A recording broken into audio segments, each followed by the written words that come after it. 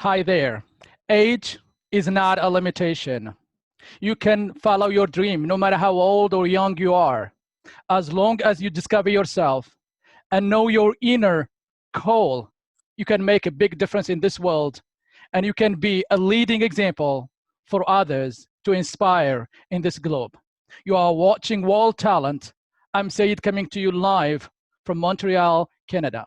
And I'm very glad today that I'm going to talk to a great American leader, Mr. Peter, who is going to share his great, inspiring story with the world. Mr. Peter, how do you start this excellent journey, please? Sure. It was an idea I had in my head for about a year or so, and it took me about a year to get it down on paper. And it's a fictional piece, but it touches on addiction in the U.S. and the crisis that we're currently experiencing. And many of the statements in the book come from past experiences. Being a retired retail pharmacist here in Florida, I've seen firsthand what the crisis has done and the effects it has on the people here. I wrote it. I think the hardest part, though, was finding a publisher. Yeah, definitely. Yeah. That's almost the last part. Okay, before you need to have product first, and then to start off the publisher and the marketing later on. I understand that long story and a great journey too. But before going to your experience in the writing field, let me tell me first about your journey as a person, growing up, raised and educated in the U.S. with this background in pharmacy. How you were struggled to make it as a person in daily life before even the crisis hits. Yeah, sure. I was a Florida native. I still am a Florida native. I live here in Florida now. And just going through high school, I knew I wanted to be in the medical field, but I wasn't really quite sure what I wanted to do in that field, what specific area. Once I graduated high school, instead of going right into college, I went into the Navy. And in the Navy, I became a hospital corpsman. This was back in 1987. And they gave me some options, and I was always a little squeamish around blood and things like that. So I chose pharmacy, the pharmacy field, and fell in love with it right away. I became a pharmacy tech in the Navy and was there for 6.5 years.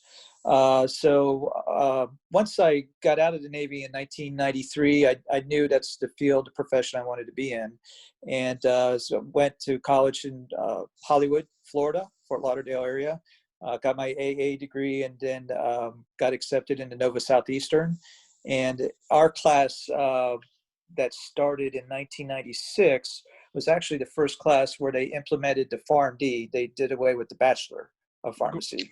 Great. So I understand that the Navy is a great academy by itself, but what attracts you to blood? People are fearing blood, and you are attracted to blood, and then medical field as well. When it is so difficult, most of this medical term coming from Latin or Greek and very complicated, how you were able to cope with all of this?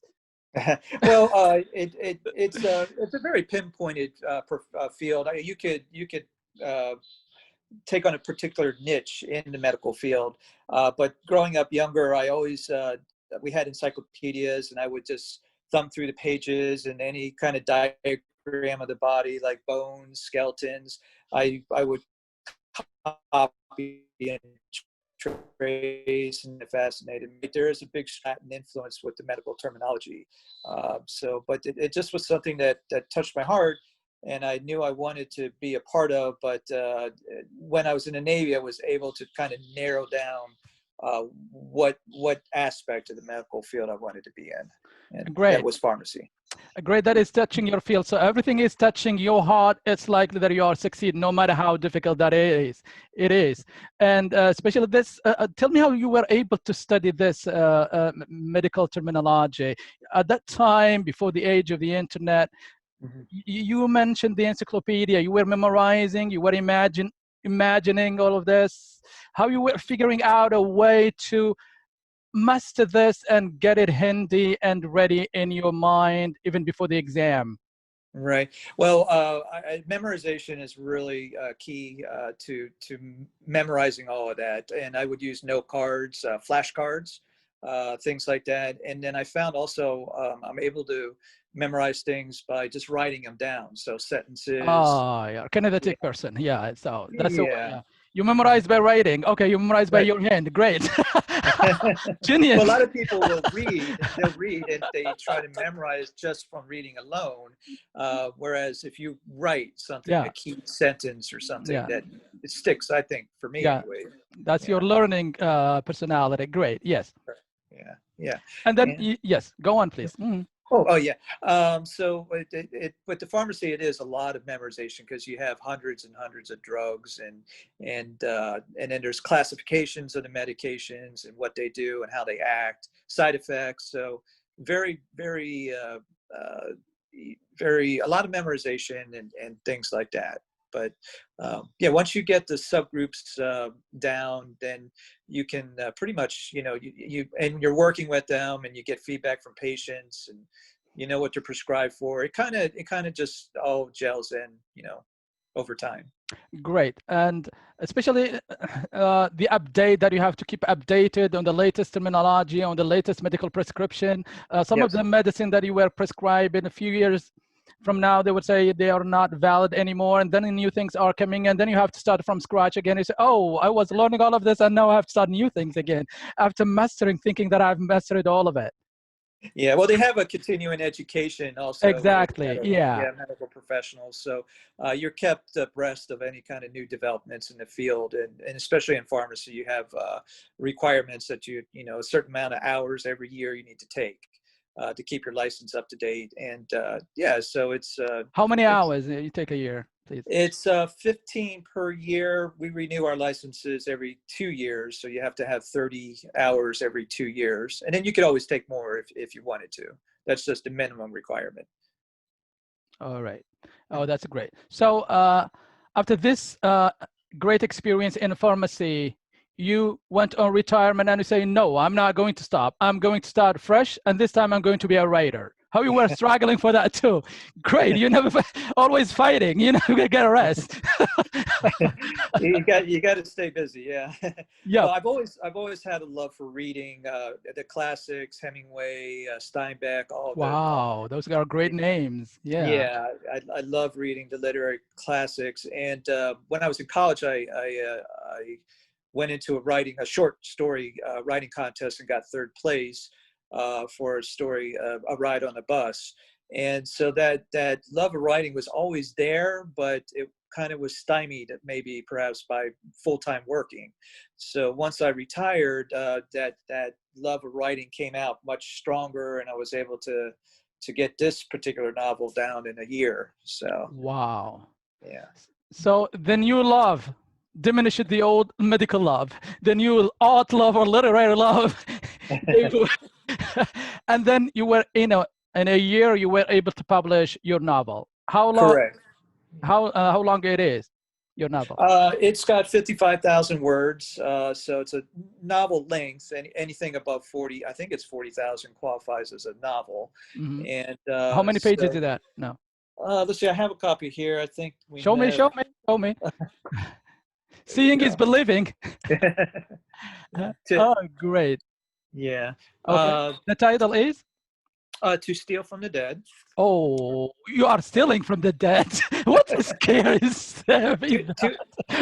What we can steal from the 200? 225 pages, yeah. 225 pages, that's a long time to spend with the dead people, and what we can steal from them. No, that's a figurative. I know. I'm just joking. I don't want it to be difficult. I like that informality, and I know Americans are easygoing people, and they are very great at this conversation. I know. Oh, yeah. Well, it touches, on it's a fictional piece, obviously, Yes. Mm-hmm. but with the previous work experience in retail pharmacy, and just not coming out of, but we're still in the midst of the opioid crisis. I just had this idea for a character that was kind of, I don't want to say similar to Walter White of Breaking Bad, but he's a pharmacist who makes some unsound decisions and says, hey, I want to make some fentanyl in my house and make some money, and which is a very strong synthetic opioid, a painkiller. And so he does that. He meets a girl along the way online, and together they start doing that. They make fentanyl illegally in his house, and he doesn't realize that she's the daughter of a murdered Mexican drug cartel leader. Oh.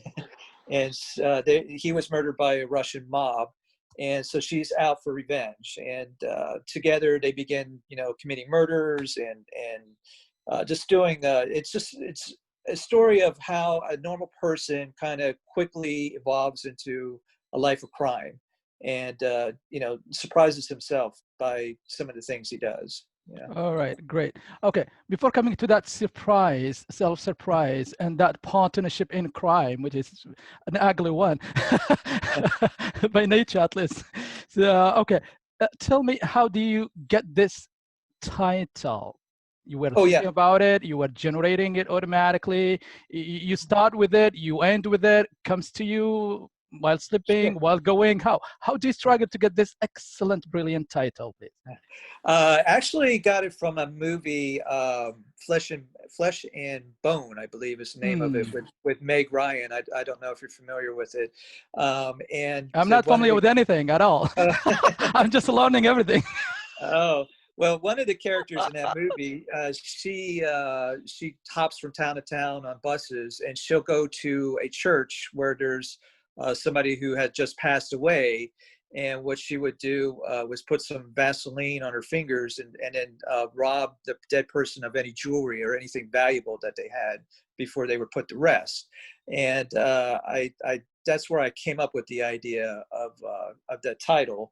And then I used that particular phrase to steal from the dead from Lucy, who is one of the characters, who refers to when people are selling drugs. It's not really a bad thing if you're already stealing from the dead. She considers people that use hardcore drugs dead people that's just walking around wanting to, not live. Great. So, and what's the theme of this work, and how you were able to elaborate on your past medical and pharmaceutic experience as well? Yeah. Right. Well, it touches heavily, as we mentioned, on the opioid crisis and some of the extremes that people will go to get hold of these opioids, especially when they're addicted. They may revert to sex trafficking themselves online, which is very big here. I noticed in Florida there's a slight problem with that. Younger girls, maybe in their 20s, who are addicted to opioids, and they revert to using Backpage.com or any of these online services to offer themselves for sale so they can pay for their drugs. And so it touches on that kind of story, but in a far off fictional aspect. Very great, complicated, international story, worldwide, global, complication story. That goes with the spirit of the time being in terms of medical and emotional and social situation. Okay, tell me about your writing style, how you were writing, and what was the best time to write, and how you were struggling with those dead moment and black pages when you find yourself face to face with this white screen, what to write, what to think of. Sure, definitely. It did take me about a year, and I found just writing on paper. I write on paper. I don't type on my laptop. And so when I do come up on roadblocks where I'm have to think about how I'm going to progress the story further, I don't rush into it. I let it sink in. I give it time. But I found that oddly, when I listen to videos, anything that doesn't have any kind of words to it, musical compositions, like anything from Hans Zimmer or Trent Reznor from Nine Inch Nails, it helps set a mood. So if I want to go somewhere to a darker place in my mind, I'll listen to Trent Reznor and Atticus Ross and any of their music that they produce. For some reason, the words kind of flow very easily when I do that. Oh, you were using music for inspiration and to create your scenes and build character and develop character. That's great. And what was the best time of writing? Was it early morning? Was it late at night? Or are you waking up when everybody is sleeping? Yeah. So what was the best suitable time for your creativity? I found usually, for me anyways, evening to nighttime. Yeah, usually, especially when a lot of the scenes in the book take place after dark.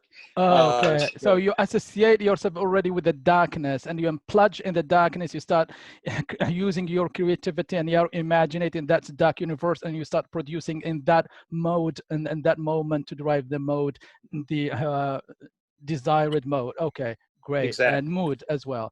Great. exactly. Do you remember some of the line that you find that they are really favorite and inspiring in your story, stealing from the death or novel, please? Well, I found one when towards the end. I don't want to give away any spoilers, but towards the end of the book, Lucy, who is the girl he winds up falling for, that he meets online, and him are together. They just committed a murder, and she wants to kill him, and he just gives up and puts down his gun and is ready for her to shoot him. And he tells her, well, remember that tomorrow you can look at yesterday. And I love that line, because it's true. Tomorrow you can look back on yesterday. And I'm not going to say whether or not she kills him or if he gets out of the situation, but that was a good line. I thought To live, you want us to live in suspense for all the time. Okay, got you. So that's a magic trick that you're using against us. hopefully, and give some incentive for people to buy the book and read to the end. All right, sure. Yeah, that's right. Yeah, makes sense. And it's amazing that even those people are and develop this partnership in killing in crime. When they have done the killing, they start killing each other. If there's nobody to kill, then it's, Yeah, well, it's it's amazing too. part of the story. I mean, she was using him to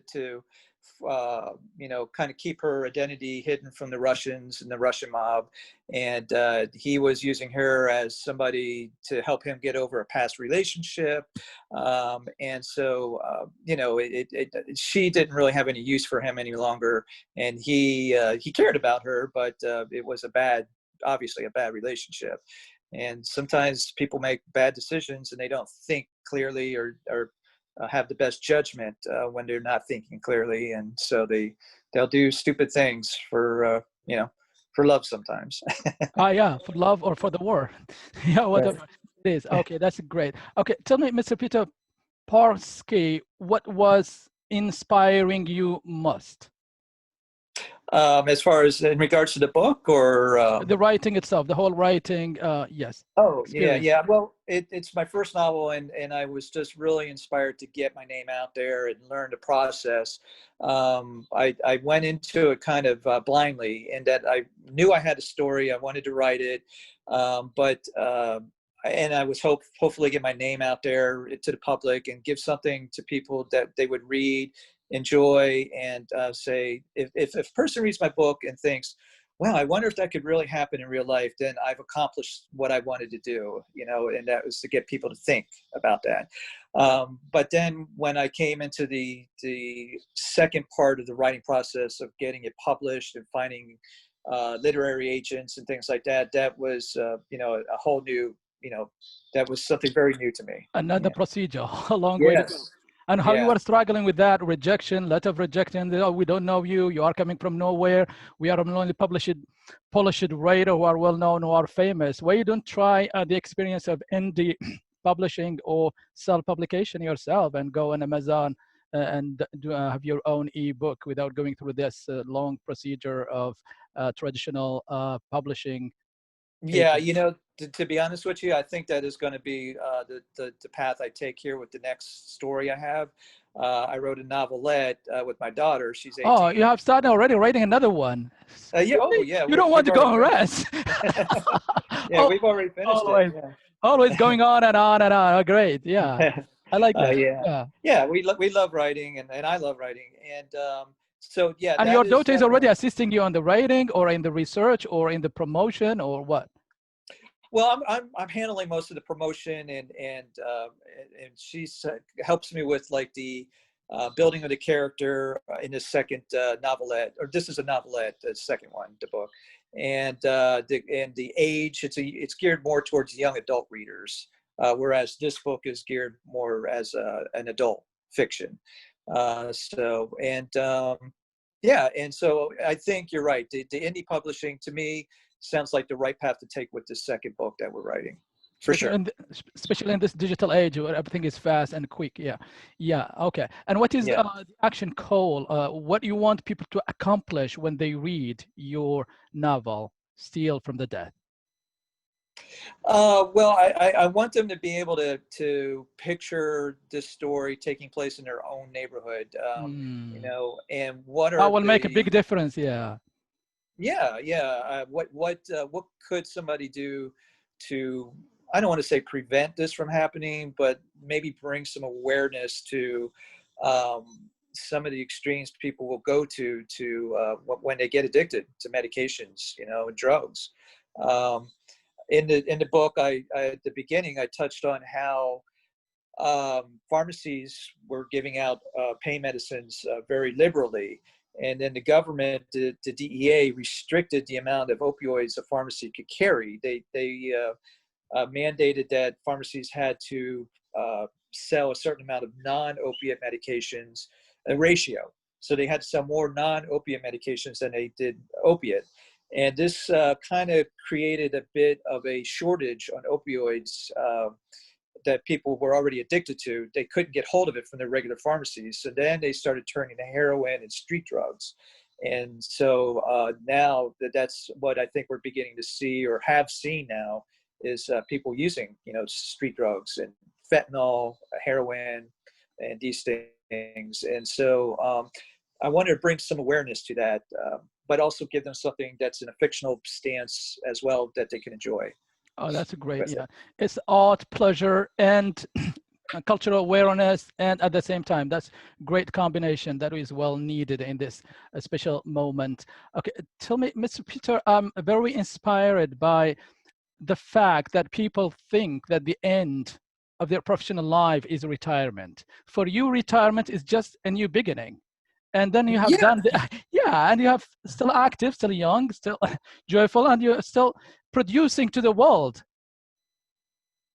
What is your Well, input I've on always that? had Yeah. that love of writing. Yeah, and so to not make good use of my time, but to do something that I love. I love the field of pharmacy. Done it for 20 years now, over 20 years. But you Still very know, young. Don't worry about that. yeah. So upon retirement, why not do something that I love, which is writing, and to give some enjoyment to people. Hopefully, they get something out of it. Yeah. And what is, for example, how do you like to be perceived yourself, and how do you like to be remembered? Let's say after at least 1 century. Well, I would love to be remembered as a John Steinbeck, but I don't know if this book would get me to that kind of status. Yeah. But it's an evolution. It's a learning process. As I write more, I feel like the writing gets better, and the characters and the plots are going to get realistic and thicker with, you know, more, I don't want to say it's just more literary classiness to it and stuff. Not that this is trashy, but it is a touchy subject that it touches on. Very sensitive. Thank you so much for that modesty. Tell me, please, what is your final, most inspiring word you like to share with the world, please? My work, or your word, the most inspiring, powerful word that you think that is very inspiring for younger writers or whatever, dreamers, to make it in this world. So I want you to inspire the world. Yes. How do you like to inspire the world? Yes. Sure. Well, pursue your dreams, and do what you love. You know, that's important. Obviously, everybody has to work, but you don't want to work to live. You want to, or live to work. You want to work to live, and don't lose that creative. I don't want to say gene, but that creative flow that's inside of you. You want to, you know, let it out. And even if you only give it an hour a day or a half an hour a day, maybe a little bit before you go to bed, just write and produce and create, and before long you'll have something solid, and you can share it with the world. It's really it's a really blessed feeling to have once you do get that book out there for the public to read. Thank you so much for that excellent ending and inspiring conclusion there. Thanks, Mr. Peter Parsky. I'm sorry. Hopefully, Yes. I'm pronouncing that Very correctly. good. Yeah, I'm used to people don't like their names to be pronounced wrongly. I'm sorry for that. Thank you so much for talking to Oh, Walt no. and Walt Talent. I know that you are tolerating. Thank you so much for tolerating me. Thank you so much for talking to Walt Talent. Thank you so much for sharing your expertise and your great experience. Hope to see you again in coming edition, coming publication. Wishing you the very best you wish for yourself. I'm Saeed, coming to you live from Montreal, Canada. Until we meet again, wishing you the very best you wish for yourself. Thank you. Pleasure. Anytime. Okay.